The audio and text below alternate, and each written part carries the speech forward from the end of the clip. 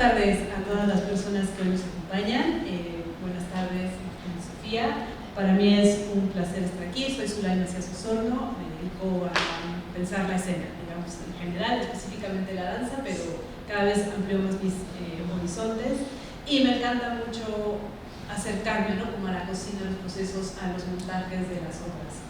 Entonces, bueno, agradezco mucho la invitación a la UNAM, a Teatro UNAM sobre todo, y me da muchísimo gusto estar participando, ¿no?, de esta 10ª emisión del Festival de la LEF, de Arte y Ciencia, perdón.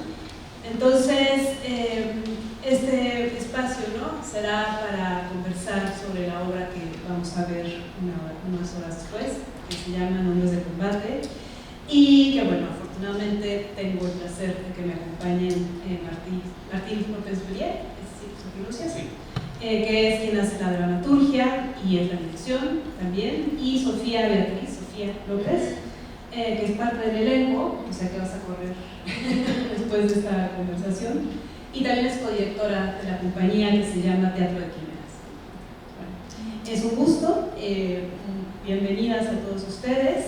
La charla de esta noche espero sirva para profundizar, ¿no?, en el montaje, en cómo se gestó esta obra y, bueno, un poco vinculándolo con alguna otra emisión que hubo de la LEF, que podamos pensar cuál es el lugar del teatro para estas culturas de la paz que nos están importando, que nos siguen interpelando cada vez más en cualquier contexto, pero específicamente en el mexicano.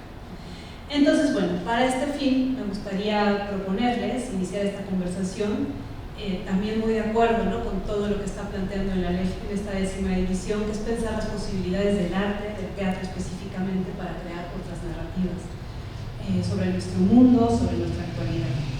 Entonces, pensaba que después, ¿no?, de toda la cantidad de relatos que estamos recibiendo, absorbiendo a través de los medios de comunicación, ¿no?, que nos enfrentamos, que asimilamos un poco sin darnos cuenta que nos están sobreestimulando, siempre vamos a tener estos otros espacios, ¿no?, que se gestan otro tipo de narrativas y que además nos dan la oportunidad, específicamente en Nombres de Combate, de abrirnos como una ventana, ¿no?, para conocer otros relatos, para conocer momentos históricos, contextos que a lo mejor no conocemos directamente, pero que de alguna manera nos están interpelando todo el tiempo, ¿no?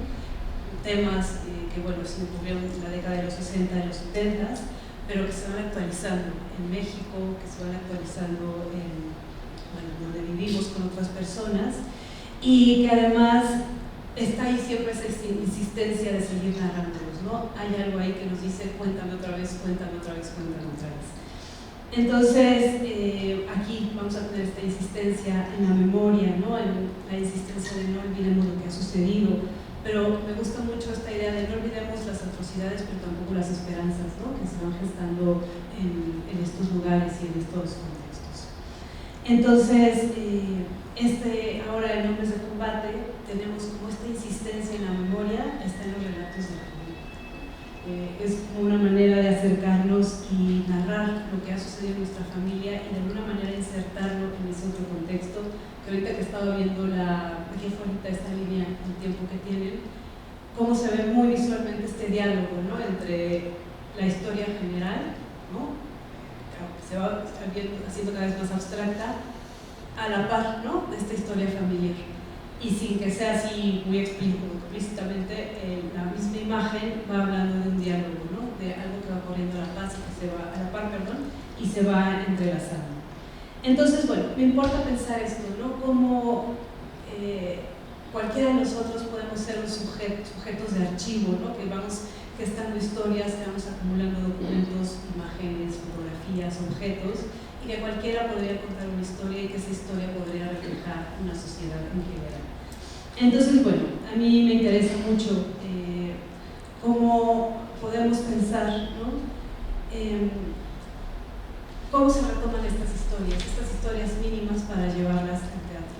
Yo tengo como una tesis que un poco esta insistencia de seguir narrando lo que va sucediendo en la vida, ¿no?, y que queremos volver a narrar y narrar y narrar, y que después lo traemos al teatro, es porque un poco las herramientas que nos dan lo real, la vida cotidiana, ya no nos alcanzan para decir lo que queremos decir. Y entonces tenemos que echar mano a esta tribuna, ¿no?, que es el escenario, echar manos a las herramientas, a las convenciones que nos da el teatro, para entonces poder llegar a como esas fisuras, a esas sensibilidades, esas vibraciones que van ocurriendo en las historias particulares. Entonces, bueno, a mí me gustaría que empecemos esta conversación con ustedes pensando cómo es el inicio de este camino que ustedes emprenden, ¿no?, en esta especie de diálogo que empiezan a dar entre esta historia general y esta historia mínima, un poco sosteniendo esta idea de que las historias mínimas, las historias singulares, íntimas, nos están hablando de lo social, ¿no?, nos están hablando de algún contexto específico y que después, como me contabas un poquito hace rato, la gente llega y se identifica, aunque no estés hablando propiamente de ti, hay algo en esas historias como que van condensando, ¿no?, porque se vuelve un nodo que contiene toda la problemática, las afecciones, las emociones de un momento histórico y que además se van actualizando. Entonces, bueno, a mí eso me gustaría iniciar, ¿no?, cómo ustedes iniciaron este camino, este recorrido, cómo empezaron sus indagaciones, y cómo fue esta investigación en estos archivos familiares. Siempre digo que esta obra empezó en la sobremesa de las comidas de la familia, ¿no? O sea, las anécdotas, muchas de las que están acá en la obra, son anécdotas que escuché en las conversaciones en el cafecito, y bueno, haciendo preguntas, o alguien mencionaba una cosa y después otro la completaba, y yo decía, esto, o sea, parte de eso lo había vivido, otra parte no, pero claro, te pica la curiosidad. Yo desde niño, adolescente, pregunté y escuché estas cosas. Y para cuando ya me dedicaba a la escritura y al teatro, cada que volvía a salir una de estas anécdotas, alguien decía, bueno, alguien debería escribirlo, ¿no? Yo un poco volteaba para otro lado porque como que no veía ni encontraba la manera ni el sentido de eso específicamente. Sin embargo, sí había un reconocimiento de que era fascinante, lo que había detrás de esas anécdotas era fascinante. Así es que, llegado un momento, como que fue aterrizando, fue decantándose todo eso, coincidió con que empezó a haber un trabajo más consciente sobre lo documental en la escena. Entonces, para mí ver obras que estaban trabajando de esa manera me hizo reflexionar sobre la forma de abordarlo, ¿no?, sobre qué podía funcionar y qué no podía funcionar. De alguna manera se habilitó lo posible en la escena, ¿no? Y también algo que me pasó es que empezó a derechizarse el mundo de nuevo, ¿no? Se empezó a hacer así una cosa de decir, pero ¿cómo que ganó? Que sí ganó Trump la primera vez, ¿no? Y fue así, entonces esto tiene vigencia. O sea, no solo es una historia interesante en el pasado, sino de pronto cobra una vigencia política que dije, no, pues sí, es el momento de empezar a hacer las preguntas, ¿no? Ya no solo de escuchar las anécdotas, sino de ir y hacer las preguntas a la gente. Obvio, eso incluyó también que yo me pusiera a investigar la historia, porque pues eso, había un montón de cosas que yo sabía medio de perfil, de refilón, pero que ese periodo convulso de la Argentina de los 70s, de los 60s, 70s, 80s y más, pues tenía que conocerlo bien para entender, lo cual me puso en un nuevo predicamento estético, poético, que era, si yo necesito entender para después colocar estas anécdotas, ¿cómo le hago para que un público en un ratito lo pueda asimilar en su dimensión? Y ese fue uno de los grandes desafíos, ¿no? Cómo poner la información histórica junto con el material de archivo documental y testimonial de las personas que fui entrevistando, sin que se volviera una pesadilla de aburrimiento para un público que no viene interesado en el tema, que cayó al teatro y no sabe o tiene una vaga idea de lo que va a encontrar. Entonces ahí había un problema como de forma, Así es que pues, bueno, nos aventamos a trabajarlo y a investigar, porque tuvimos que hacer investigación no solamente documental e histórica, sino hacer investigación escénica para ver qué funcionaba y cómo podíamos resolverlo. Entonces así fue surgiendo, nos agarró la pandemia en medio del trabajo, lo cual fue terrible porque nos generó mucha angustia e incertidumbre sobre si esto iba a llegar a algún lugar, pero también fue un poco bueno porque nos dio más tiempo. O sea, no sé qué hubiera pasado con la obra si lo hubiéramos tenido que hacer en el plazo que teníamos para hacerlo, porque ya teníamos fecha de estreno y la pandemia nos atrasó 2 años. Entonces, pues ese tiempo permitió, creo yo, también que lo tomáramos con calma y un periodo de maduración de la obra. Espero haber respondido más. Sí. Vamos. Como me gustaría a mí un poco, como que ampliar una cosita, bueno, 2. Igual entre los 2, pero la primera, tú específicamente, que era el teatro, ¿no? Que, o sea, era un libro, quién escribió el libro, pero no fue un libro, ¿no? Hay algo que tiene el teatro que me interesa, ¿no? Pensar qué volúmenes, ¿no? Le agrega a la historia, que solamente es el texto. Hay muchos libros muy interesantes, ¿no? que tratan de este periodo, pero qué le da el teatro y además cómo estas investigaciones escénicas, ¿no? A la par de una investigación histórica, van conjugándose. Eso me gustaría un poco, ¿no? Que ampliáramos cómo, porque además podemos empezarnos a meter en todas estas los archivos, ¿no? Que no solamente son fotos, sino que las canciones. A mí me impresiona mucho cómo las canciones en sí mismas ya son también un testimonio de una época, de cómo se hablan, de un contexto, de cómo nos relacionábamos, ¿no? O sea, de protesta, pero también el que es el principio que se llama Sandro, ¿no? Entonces, como esto, ¿no? Esta posibilidad que a lo mejor en un libro lo puedes narrar, pero que al traerlo aquí a escena, todo toma un volumen muy, pues otro volumen, ¿no? Entonces, bueno, a lo mejor ahí, ¿no? que nos da el teatro y pensar en esta investigación escénica y bueno, de una vez, ¿no? ¿Qué se esperaba entonces del público, ¿no? Porque no venimos a leccionarlo. ¿A qué estamos apelando a este público que, como dices, no quiero que venga y se venga en una cosa histórica que pues, no es lo que esperaba, ¿no? Pero entonces, ¿qué estamos esperando en esta investigación escénica para llegar entonces al público? Pensando, ¿no? Que quizás el teatro también es un momento donde sí creamos ficciones, sí reacomodamos las realidades para presentarlas acotadas en un tiempo y un espacio, pero que bueno, también hay como un tercer elemento que es el que hace el teatro, ¿no? Que son los espectadores. Sí. Bueno, ahí sí. Bueno, creo que hay algo que como compañía tiene que ver como con un poco la historia o la manera en la que hemos estado haciendo espectáculos. Hay 2 obras anteriores, una es El Culebra, que es una que hablaba justo de la historia de la Revolución Mexicana y era un personaje de ficción insertado en ese periodo histórico, y una segunda, una obra anterior a que hicimos se llamaba El Sapo y las Minas de Mercurio. En esa obra la investigación escénica estaba alrededor de la proyección analógica y también usábamos documentos, pero era histórica, o sea, también era un personaje de ficción insertado dentro de los años, ¿qué año era? 1940, pero el personaje real. El personaje sí existió. Entonces, creo que haber llegado a esta parte de Nombres de Combate es una consecuencia, digamos.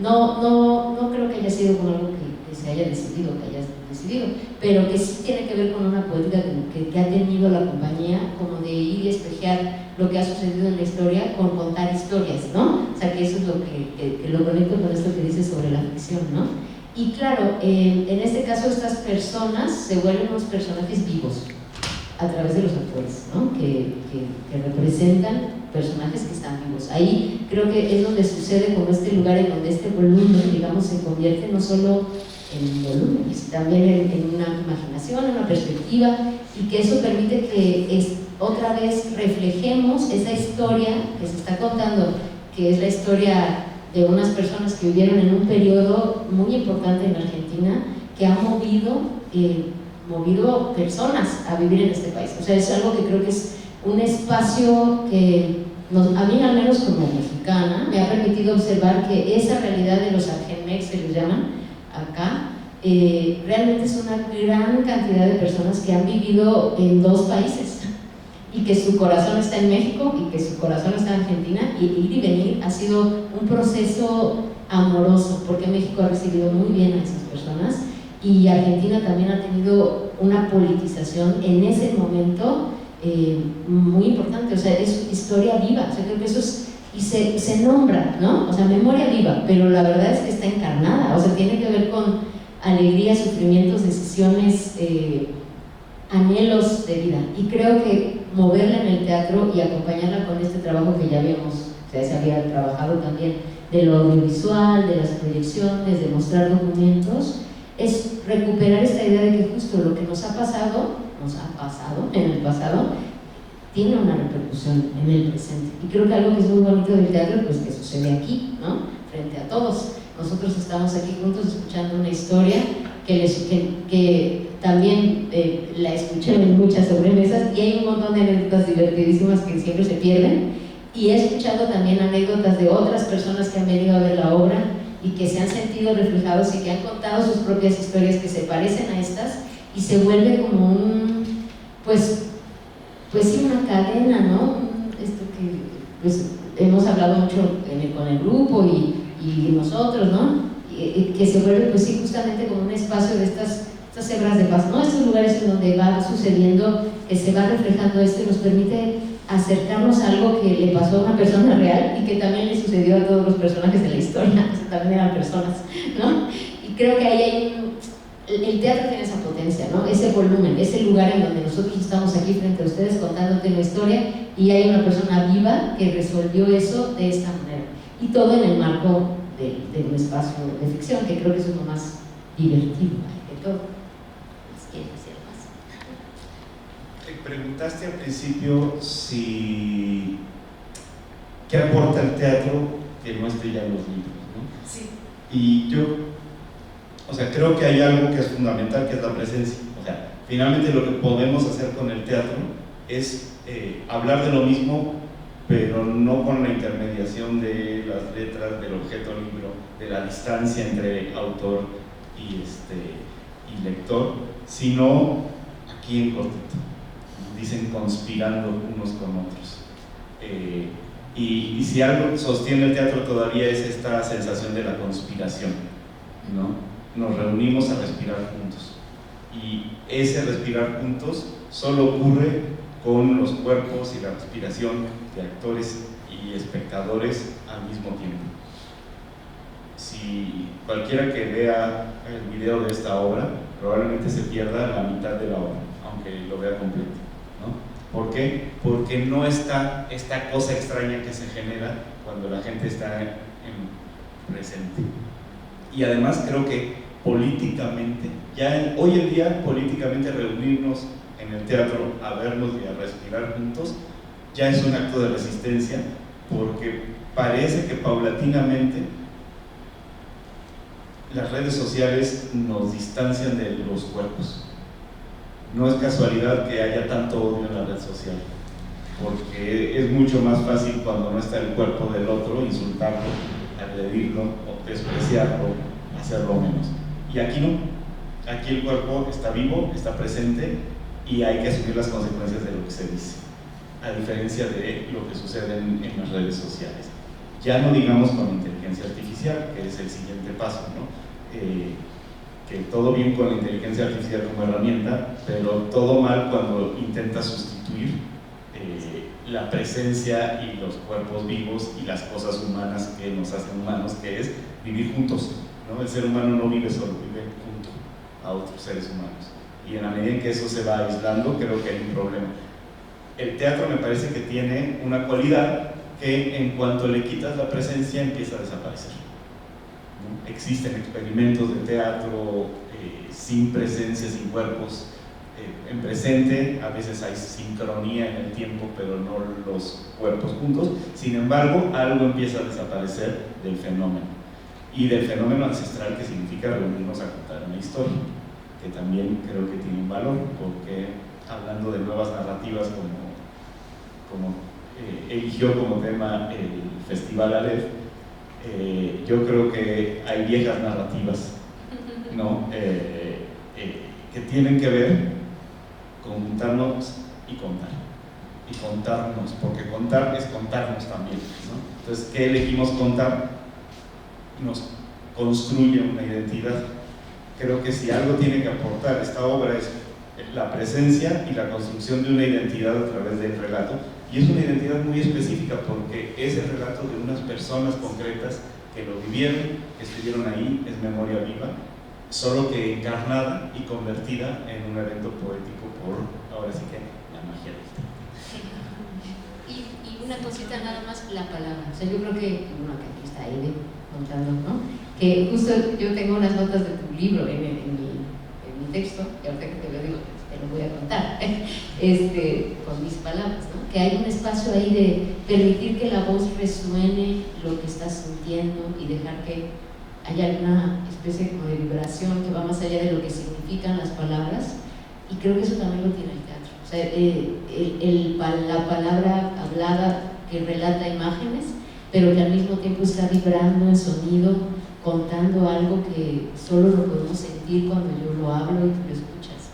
Y creo que eso también tiene que ver con el teatro y con esto que dices, ¿no? O sea, con resistir, que, bueno, a mí me cuesta un poco la palabra resistir porque, pues, no sé, es otra cosa, ¿no? Es más bien como abrazar, en lugar de resistir, pero no sé, no tengo la otra palabra, pero creo que ahí hay ese lugar, que creo que el teatro, que fue algo que también nos sucedió, porque como las palabras son las palabras que dijeron en los testimonios, cuando uno tiene que interpretar esas palabras hay que aprender a pensar esas palabras, y eso modifica el cuerpo, la manera de decir, porque hay que pensar, y eso creo que es muy bonito del teatro, porque claro, el espectador solo recibe ya el dulce preparado, ¿no? Pero para nosotros los intérpretes creo que la parte del relato, sobre todo en esta historia y en todas, ¿no?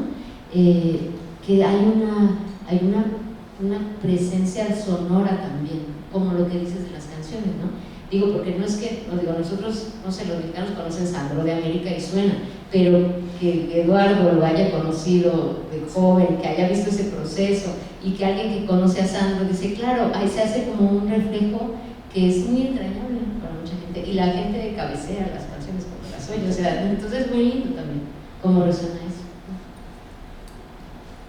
Ahí como que me interesa que igual platiquemos sobre esta encarnación, cómo, ¿no?, en la interpretación se encarna estas historias, ¿no?, que vienen sí de primera mano, ¿no?, porque entiendo que hay entrevistas, ahorita me cuentan, ¿no?, porque no solamente, también me gustaría que me contaran es cómo fueron juntando esos objetos, si son también si son archivo o si son nada más, ¿no?, para fines de la puesta en escena. Pero me gusta mucho, ¿no?, o me gustaría que platicáramos, porque no estamos hablando de un biodrama, ¿no?, que venga tu mamá aquí a contar su historia, sino que alguien está un poco apropiándose, encarnando su historia para luego ponerla acá enfrente, ¿no? Bueno, ese trabajo que ahorita un poco empezaba a delinear mucho, ¿no?, cómo se hace, porque creo que ahí también vienen, lo voy a decir así, no sé si es la palabra correcta, como cuestiones como éticas, ¿no?, de hasta dónde digo lo que me dijeron, ¿no?, porque una cosa es que me lo compartan en la entrevista y otra cómo yo lo transformo en material para el diseño, ¿no? Entonces, como pensar esta idea, y bueno, esto me quedo. A la salida seguimos platicando con los chelitos.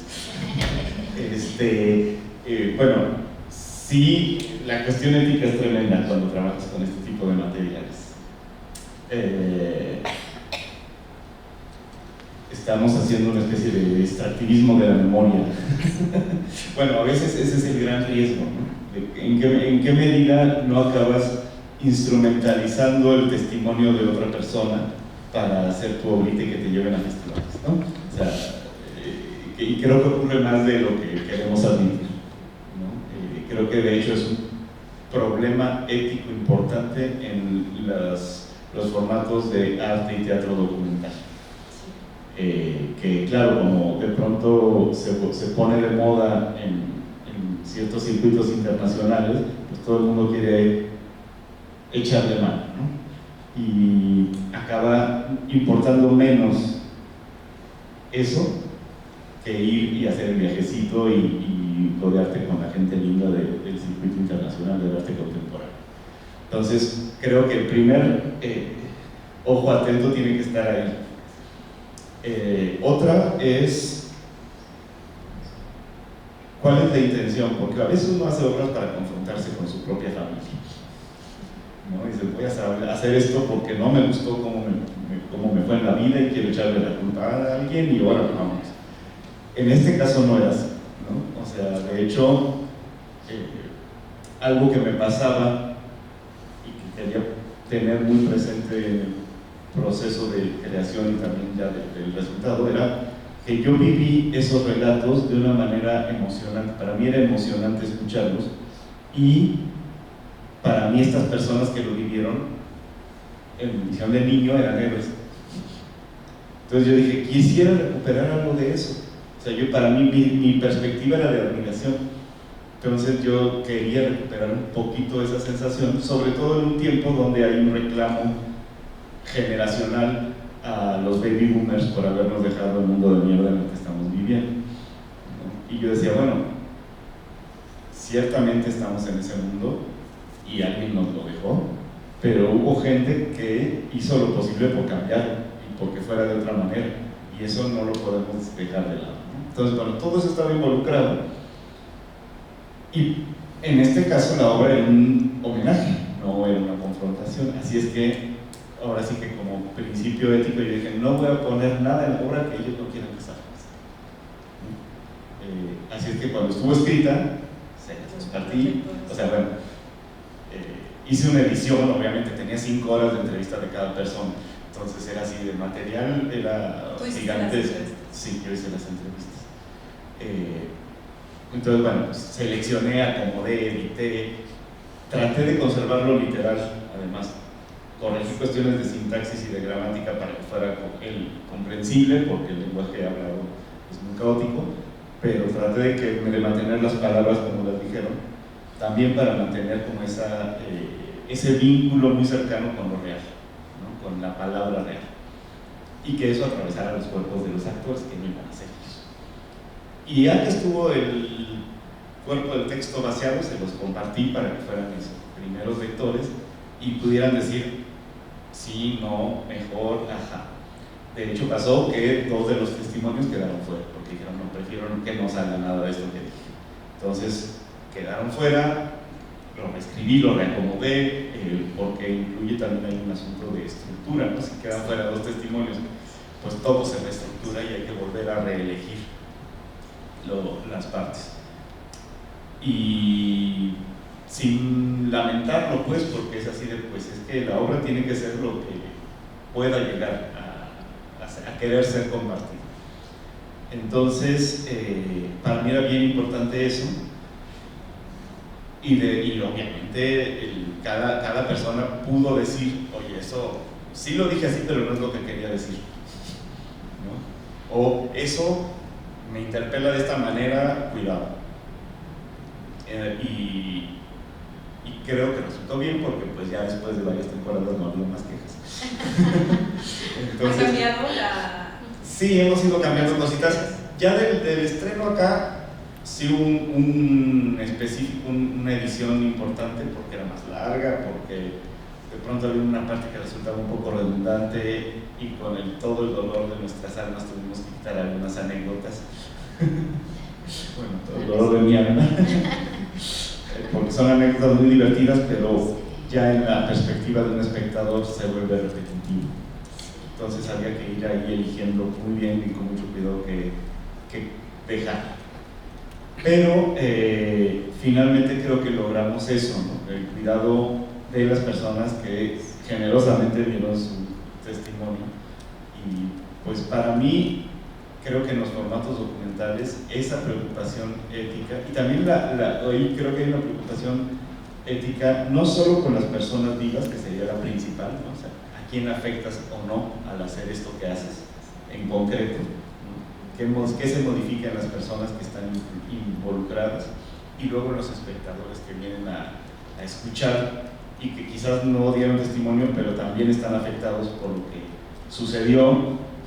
Y quiero decir, si alguien fue torturado y viene a ver la obra, ¿qué le voy a presentar dentro de la obra con respecto a un hecho de tortura que puede interpelarlo y que pueda producirle dolor de nuevo, no sé, ¿no? Yo sentía ahí como una cuestión delicada.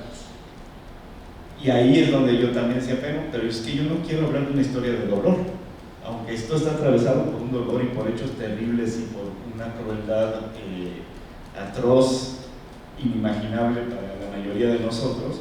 Yo quiero hablar de la parte divertida que también, o sea, divertida de la gente que lo hizo, no de la situación, o sea, porque esa gente tendió lazos afectivos y se divertía además de hacer su militancia política y además de arriesgar su vida. Bailaban, festejaban, vivían, festejaban el cumpleaños, tenían hijos en medio de todo eso, o sea, había una vida que estaba ocurriendo al mismo tiempo y esa parte es la que sostenía lo otro, hacía posible lo otro. Entonces ahí había algo que me parecía lindo de recuperar y éticamente mucho más interesante y con más cuidadoso. Pero además creo que también hay una ética que atraviesa la veracidad. Es decir, en un formato documental tú estableces una relación de complicidad con el espectador donde le juras y le perjuras que esto que estás diciendo es verdad y sucedió en la realidad. Y hay una veracidad que es un pacto con el espectador. Y si ese pacto se rompe, entonces te vuelves un fraude. Entonces estás cayendo precisamente en una especie de extractivismo, no sé cómo llamarlo exactamente, ¿no? Te estás apropiando de acontecimientos históricos, los estás haciendo pasar por un cuerpo diciendo que algo pasó, y si no pasó, entonces estás rompiendo el pacto de veracidad con el espectador y te vuelves otra cosa, ¿no? ¿Qué ocurre ahí? Yo creo que ahí también hay un dilema ético importante. ¿En qué medida ese juego con el espectador se sostiene o no se sostiene? En cada situación habría que verlo. No creo que haya una respuesta única para todas las obras, pero creo que cada caso vale la pena volver a ponerle y decir, ¿sí me estás diciendo la verdad? Y bueno, los objetos. Sí, esta obra está había muchos objetos que se nombraban en la historia, y Marco Lira Márquez, José Ochoa, que nos produjeron, nos ayudaron a producir esta obra. Bueno, Marco es un personaje adorable, una persona adorable, y él tiene, o sea, como un buen productor, una bodega llena de cosas, de objetos curiosos. Y él nos ayudó mucho a encontrar en el relato que él escuchaba el objeto que podía ser, ¿no? Porque claro, hay cosas que sí son, o sea, los libros que justo...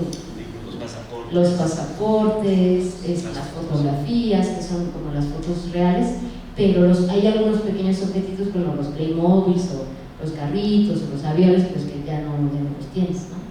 Pero entonces eso sí los fuimos consiguiendo, o sea, se fue creando como una familia de objetos, ¿no? Que son las diapositivas, los videos documentales de contexto histórico, más los objetos que nosotros manipulamos en escena. Y creo que todo eso va creando como una poética, ¿no? Al final, alrededor de esta memoria.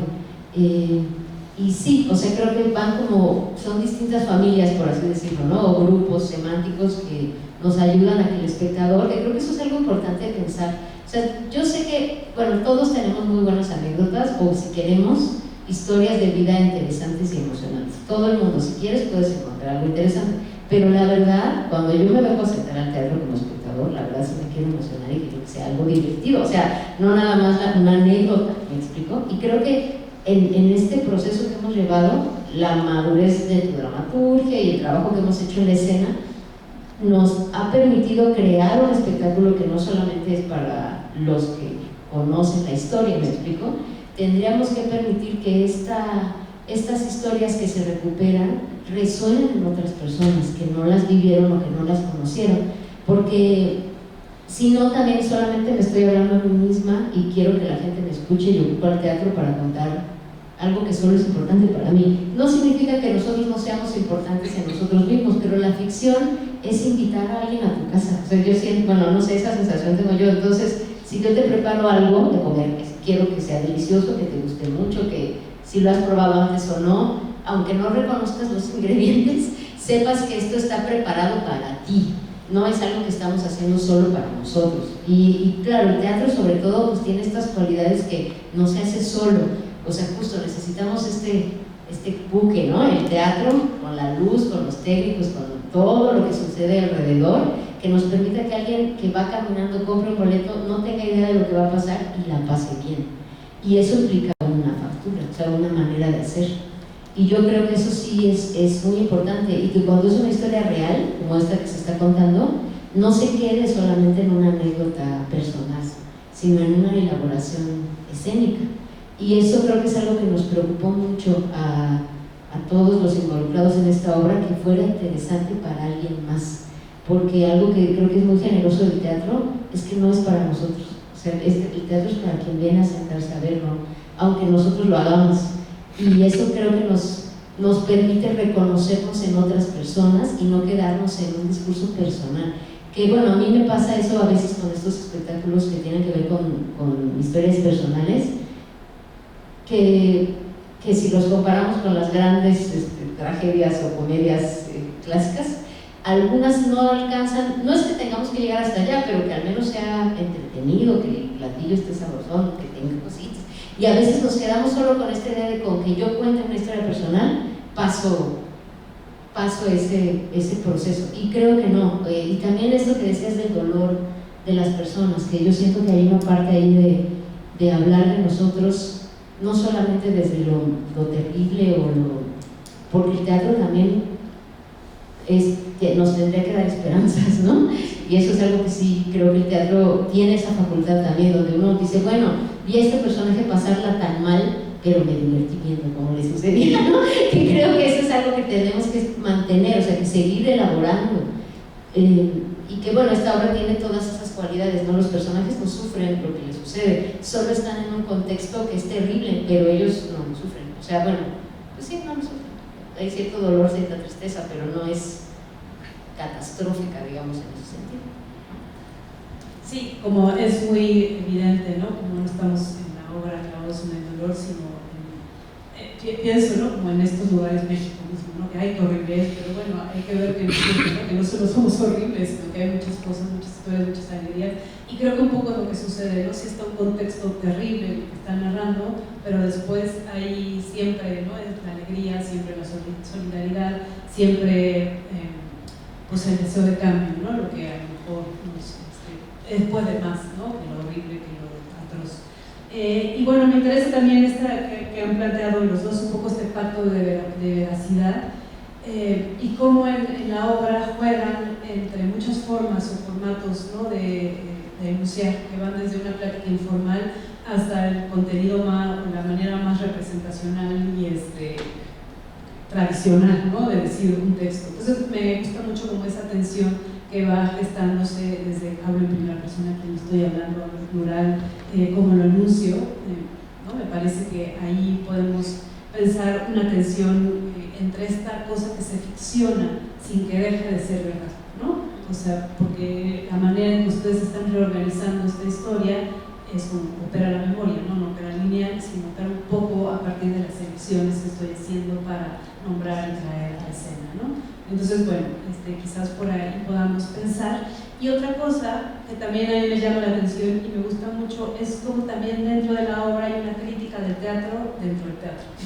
Esa parte como que a mí me llama mucho la atención, porque un poco estamos en esta historia de Argentina, de dictadura, y de pronto es como, no necesariamente, por así lo voy a decir, una ruptura brechtiana, ¿no? Del teatro hablando del teatro y un poco también poniendo en crítica, ¿no? Estas maneras de operar de los teatros comunitarios, y bueno, de las técnicas que nos enseñan cuando estudiamos teatro. Me parece como que es un acento, ¿no? Por ahí una fisura, ¿no? A esta historia que está más o menos ocurriendo en tal tono y de pronto aparecen estos límites, ¿no? Entonces no sé qué puedan contarme de esta parte. Fíjate que fue un hallazgo dentro de las entrevistas, porque claro, una de las personas entrevistadas fue mi tío César Prie, que se dedicó al teatro, y que en esa época, o sea, pero a mí más que su vida en el teatro específicamente, yo iba con la idea de cómo vivió la época de las dictaduras, cómo él se fue de Argentina, pero resulta que lo que tenía allí era la historia de cómo se involucró en un grupo de teatro presumiblemente de izquierdas, con un compromiso social, con una ideología de comuna, es decir, de compartir todo. Él dice, ¿no? Llegas con todo y te vas con nada, porque todo lo que traes lo pones para la comunidad. Esa es la idea que hay detrás, y en principio dices, pues qué genial está eso. Y resulta que esa comuna es otra sociedad autoritaria, otro culto a la personalidad, otra manera de tiranía, otra forma de tiranía, de explotación, de maltrato, de violencia. Y no desde el fascismo y la derecha, sino con una capa que se autopresenta como la revolución. Y entonces yo dije, bueno, esto es una cosa que no me esperaba cuando formulé la entrevista, digamos, y que terminé leyendo un libro autobiográfico de César, precisamente donde narra toda esa parte. Y me pareció que hacía un espejo muy interesante, porque la crueldad, el autoritarismo y esas violencias no son exclusivos de una ideología política, ¿no? Se cuelan por todos lados, y aunque son más evidentes en los fascismos porque los usan como presentación, es decir, el fascismo te pone por delante la muerte y la violencia como tributo, ¿no? No es casual que la suástica tiene la forma que tiene porque está aludiendo a la muerte, ¿no? Y la muerte es una virtud porque la fuerza te da la legitimidad de matar y la fuerza, etc., ¿no? Sin embargo, quienes supuestamente están del otro lado acaban haciendo cosas muy similares, y eso vale la pena reflexionar, ¿no? Porque no hay que luchar solo contra los fascismos de bandera internacional, sino también contra los pequeñitos fascismos que llevamos adentro cuando queremos que otro no exista, que otro no esté, que otro no diga, que otro no opine, que otro no venga, ¿no? Queremos desaparecer lo otro, porque yo pienso que yo soy el que está bien. Entonces, eso surgió y quedó justo como dices, como un comentario de teatro dentro del teatro, ¿no? De cómo opera una teatralidad de esa naturaleza, y es muy humano además. Entonces, digamos que hay una militancia política, pero también hay una militancia artística, y se van cruzando unas con otras. Creo que eso le dio también a la obra pues la hizo más esponjosita, ¿no? Me gusta cómo quedó eso, y además, pues bueno, ya nuestros amigos que vienen de teatro dicen, ay sí, yo tuve un director así también, Sí, como que es otra forma de que otro tipo de público se refleje, ¿no? en esta obra. Y también creo que refuerza esta idea con la que empezamos, que una historia es el reflejo de cómo operan, ¿no? las relaciones en general, porque también por ahí hacen una crítica a los revolucionarios arribistas, ¿no? Creo que así dicen, están en la lucha y al final ya son diputados, no sé qué sé, pero bueno, es algo que surge. Yo quisiera regresar porque no me han contestado. ¿Cómo fue ese trabajo ya a nivel como actoral, ¿no? como actriz, de trabajar con el testimonio vivo? ¿Cómo es el acercamiento diferente, por ejemplo, a un texto dramático que no conoces a la persona? ¿No? ¿Cómo hacer que el cuerpo encarne eso que no está dicho, pero que se siente, ¿no? en estas memorias vivas? Y sí, que además tienes la oportunidad de dialogar estas. Por un lado, creo que los compañeros que están en la escena con nosotros son grandes actores también, y son muy generosos, y han tenido ellos también una trayectoria de vida artística muy amplia y muy diversa. Y también llegar a esta obra es algo que para ellos no es tan, no hubo, digamos, que explicar demasiado, quiero decir, o sea, porque como ellos son tan conocedores de su oficio como intérpretes, que toman el material con mucho respeto, con mucho amor, lo van reflejando con sus propias historias de vida, van reflejando lo que ellos necesitan, preguntan cosas. Tener el material vivo ayuda mucho como actor a a entender cómo se vive de esta manera. Y creo que eso les permitió a todos crear un personaje a partir de la palabra, ¿no? Que creo que eso es lo que hacemos, pues no conocemos nunca los cuerpos de los actores, ¿no? De los personajes, digamos, nunca los hemos visto. Y partimos siempre de un texto y en el texto está todo, ¿no? Ahí está toda la información que uno necesita para interpretar un personaje. Y uno se vuelve justo un creador a partir de esa palabra, porque cómo se mueve o cómo habla esa palabra. Y creo que los compañeros han creado una versión propia, ¿no? Claro, conocen a Nora, conocen a Eduardo, y no conocen a César ni a Caro, yo sí los conozco. Y ahí, bueno, que puedo decir que a mí me ha tocado pues jugar las dos bandas, ¿no? O sea, como el proceso familiar de observar a ellos escucharse y verse a las personas que se escuchan o se ven, y que también se vuelve muy entrañable porque es un material que para ellos resuena en su propia vida, escucharse y verse, ¿no? Que es una parte que hemos tratado de hacerlo con mucho cariño, con mucha, pues sí, como lo dices, como un homenaje amoroso, que bueno, yo me lo pregunto, porque eso sigue moviendo, o sea, cuando justo la música la compuso tu primo, tu hermano, y ellos escucharon, leyeron el texto y compusieron la pieza del final.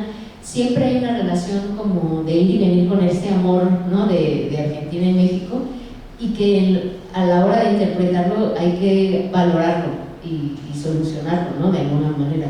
Creo que algo que sucedió desde la dirección era, porque es posible, ¿no? Si uno quiere hacer reconstrucción histórica, copiar exactamente cómo son los personajes, ¿no? Caracterizarse y todo eso, y se apostó como por cierta pues sí, naturalidad, ¿no? Como colocar a los personajes del texto en el espectáculo como si fueran personajes, ¿no? Y eso, en esa factura, pues los actores hacemos eso.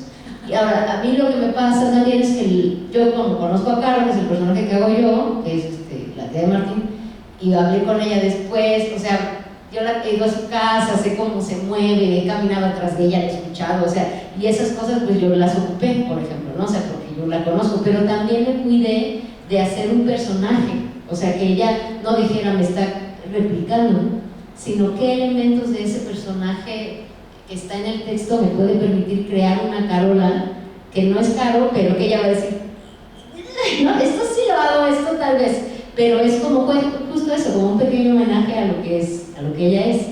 Pensar en hacerla igual, digamos, sería un balazo en el pie, ¿no? La idea sería cómo homenajeas eso, cómo lo vuelves una interpretación. Y creo que ha sido muy afortunado, porque también creo que cada uno de nosotros como actores siempre vamos buscando qué nos hace sentido a nosotros mismos con lo que estamos diciendo. Eso es un trabajo de interpretación.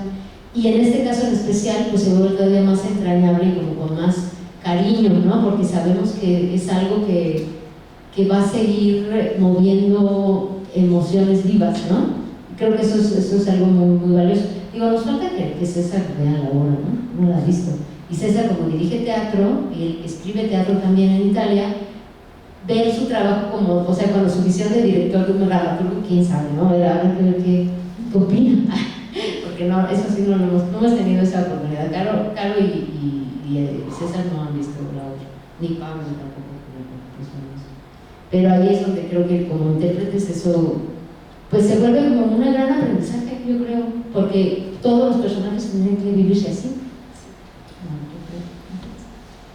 Ahí es cuando encuentro como esta triangulación y tiene que ver con esto que decías de la veracidad. O sea, sí es verdad, pero está la convención del teatro, ¿no? Está la ficción, la extensión que hace el teatro, un poco pensando en la ficción no como una mentira, ¿no? Sino más bien como una manera de recortar, de acomodar, de distribuir toda la información que tenemos para hacerla aplicada y para poder participar de Teatro Santa Catarina, 2 horas, ¿no? Entonces, bueno, en ese sentido pensaba que sí hay como esta tensión todo el tiempo entre una triangulación, porque pienso en archivos, en la memoria viva, archivos, actores, actrices y el público, ¿no? Entonces, ¿qué pactos estamos estableciendo entre estos 3 lugares, ¿no?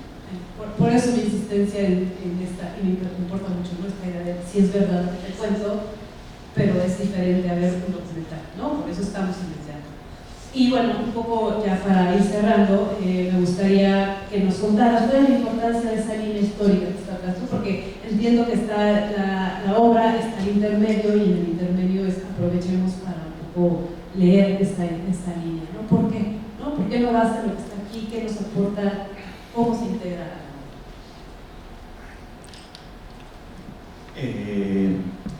Llegó un momento en que dijimos, es demasiada información. O sea, aún que en el momento de recibirla a uno se le esté pasando bien, retener la información para alguien que no está familiarizado con el momento, con el periodo histórico, con el tema, pues es algo que se va a diluir, y un poco asumimos y dijimos, bueno, vamos a vivir con eso, algo va a quedar. Cada persona, según su historia personal, retendrá lo que le parezca significativo. Sin embargo, queríamos dar una oportunidad de reconstruir el barullo que se van a llevar saliendo de aquí en el intermedio, y ponerlo, porque es algo que a mí me ayuda un montón en general, ¿no? O sea, poner en, esto fue antes y luego pasó esto, y esto estaba pasando al mismo tiempo que esto, me organiza la vida y me da mucha tranquilidad. Entonces yo dije, quisiera regalarle a los espectadores esa tranquilidad que a mí me gustaría recibir en caso de esta avalancha de información histórica entremezclada con anécdotas de la vida personal de unas personas, ¿no? Entonces de ahí surgió como la idea de, pues hay que hacer una instalación con una línea del tiempo. De hecho, la instalación originalmente incluía no solo la línea del tiempo, sino parte de las grabaciones de las entrevistas que hice, ¿no? Donde se escuchan las frases que se dicen en la obra, también en un collage, digamos, en un formato como de collage auditivo, pero cada fragmento de la línea del tiempo tenía una bocinita con distintos fragmentos de las entrevistas, ¿no? A veces lo hemos puesto, a veces no, también depende un poco del tipo de lobby que hay, de si es viable o no es viable ponerlo, ¿no? Pero bueno, lo más importante es como tener la instalación de la línea del tiempo, para que después al salir tú puedas atar algunos cabos. O sea, como que haya un trabajo también posterior de, me llevo esta información, esto me resonó, a ver, ¿qué estaba pasando cuando esto que me resonó sucedía, ¿no?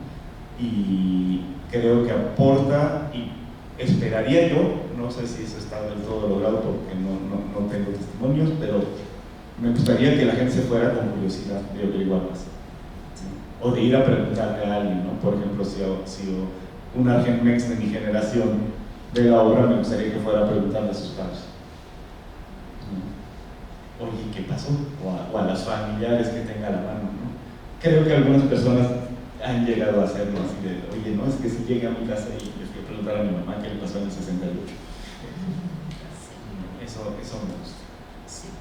Y bueno, claro, si nosotros, bueno, a mí me pasó, o sea, como yo no sabía nada del peronismo ni de la historia de Argentina, o sea, entendía que había un golpe, pero nada más. Ya sabía que había muchos antes, que el peronismo es una gran discusión, quiénes son montoneros, quiénes son la AAA, el ERP, todo eso ya es cultura argentina. O sea, la verdad es que yo entiendo, así que nosotros, al menos en mis memorias de historia de la escuela, de la universidad, jamás se habló de historia latinoamericana, o sea, ¿no? Y fue como todo un proceso de decir, híjole, ¿cómo le vamos a hacer para que el público entienda esto? Porque es tan difícil, o sea, es complejísima la historia argentina, y todas esas dificultades políticas que siguen como consecuencia de lo que sucede ahora son muy complicadas de entender. Y claro, este pequeño momentito de la obra en donde se explica un poco o sea, quedó reducido, que era casi, no sé cuánto duraba, y el texto todavía era más largo, y era muy difícil porque hay una parte que sí tendríamos que comprender. Y después salió la película, ¿cómo se llama la película? 1985. Argentina 85, que es ¿cómo se llama el actor? Ricardo Darín. Hay una película, esa película, cuando yo vi esa película dije, o sea, como que acabé de entender a qué se referían con todas las cosas que habían ocurrido. Sin embargo, creo que la parte medular es justamente este asunto de la persecución, que haya un gobierno que decididamente sea enemigo de la libertad y que decididamente, descaradamente, decida que va a perseguir y asesinar y torturar personas que no están de acuerdo. Y eso va más allá de esta Argentina. Y eso creo que es mucho más, o sea, como más profundo y doloroso que solo que montoneros que se leen todas estas cositas, ¿no? Que creo que son detalles históricos importantes y que también tienen que ver con estas personas que vivieron en esas circunstancias.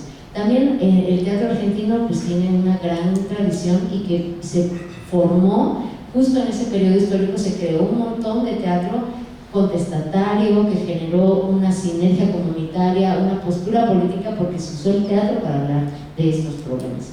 Y, o sea, digamos, no sé, Lola Arias, ¿no?